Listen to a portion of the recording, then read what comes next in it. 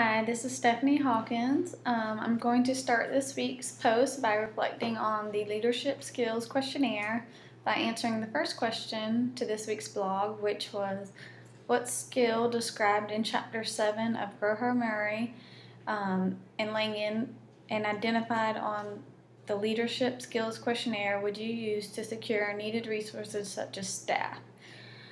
After completing the Leadership Skills Questionnaire, my total score determined that I am in the high range of having interpersonal skills in leadership, whereas I scored in the moderate range for both the administrative and conceptual skills. My results turned out to be exactly what I thought. My leadership strengths include being able to interact appropriately with my coworkers to accomplish a common goal. One of my major strengths, I believe, falls under interpersonal skills would be my exceptional attention to being detail-oriented. Another strength is my ability to do problem solving, and I'm very analytical of my own work. My personal weakness in leadership and areas I could improve on would most definitely be in the administrative skills sections. I know that I can improve on management and the technical aspects. I do not enjoy filling out forms and coordinating care by controlling management functions from an office. Skills that I would utilize in a management role would be to plan. Planning starts the management cycle as described in Groher, Murray, and Langen in Chapter 7. I would try to focus my attention and my beginning attentions to objectives and gain economical operation, as well as begin the role of facilitating control. I think that I need to work on planning as described in Chapter 7 to secure needed resources if I were in a management position. I think that planning is a major skill needed in all areas of management, but especially being able to deal with providing and securing resources such as staffing. Although the book touched on many important leadership and management skills, I believe that planning is one of the ones that I would utilize the most, mainly because it all boils down to understanding the mission, visions, and goals of the entire organization.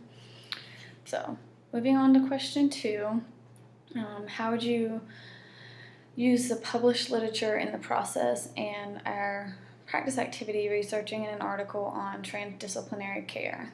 The article that I found was called Transdisciplinary Teamwork, the Experience of Clinicians at a Functional Restoration Program.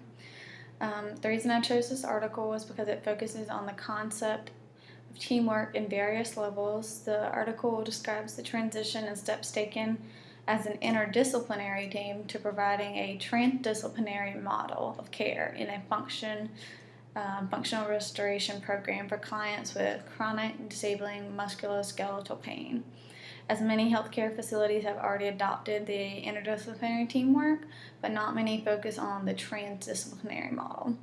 If I were a manager, I would use this article to prove data to my employees on the effects and patient outcomes that using this model would have on our unit. As being an employee of a large teaching hospital, there are many different people and positions that come in and out of my patients' rooms every day, and I think that adopting the transdisciplinary approach that includes the same elements as the interdisciplinary approach, but also each team member becomes so familiar with other people's roles and responsibilities of the other team members that the tasks and functions somewhat become interchangeable. I would be sure that the nurses on my unit would know that their scope of practice and what their scope of practice is definitely a priority. But also transferring knowledge and skills to therapists, respiratory, like doctors, anybody to provide quality care, a common client-centered goal would be the objective. Being able to freely communicate would provide insight and ideas as well as promote patient quality care and patient advocacy if you're using the transdisciplinary model. Again, coming from a large teaching hospital, I believe that a vertical integration that links together different services and different stages of healthcare to increase the comprehensiveness and continuity of care. The reason I prefer the vertical integration versus the horizontal is that to provide complex care to patients, extending a core product or service to achieve a geographic extension would not provide complex critical patients with a continuity of care. Out of the 4 health maintenance models, I would prefer the network model to go along with my vertical integration of care.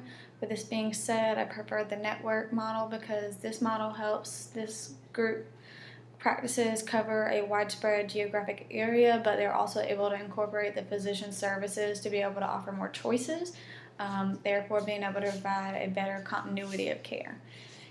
In conclusion, I've identified different levels and departments that I would need to work with to be effective in a management role. I need to begin making my management position by starting as a charge nurse or head nursing staff. Next would be the nurse management position. If I continue to desire a further management, the middle line would be to become a director of nursing services supervisor, and beyond that would be the vice president and board of directors president. Different departments that I would work with in order to manage, be in a management position would be especially the patient care team coordinator, HR and finance areas, and many other services that help facilitate and deliver patient care. I think that this concludes this week's vlog, and I look forward to hearing everyone else's views on this week. Thanks!